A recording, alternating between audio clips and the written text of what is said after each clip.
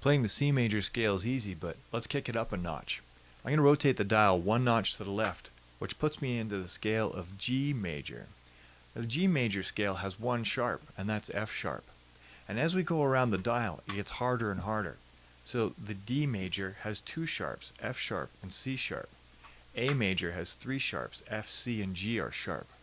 What's really cool, and I've just realized myself, was that all of these sharps obviously stay the same and are in the next key, but as I rotate this to E, without even looking, I know the next sharp is actually going to be a half step below E, which is D sharp. So I'm guessing that there's going to be a D sharp underneath my thumb here. And it is. It's D sharp. Pretty cool. Let's go back to G. One sharp, F sharp. We're going to play our scale starting at G.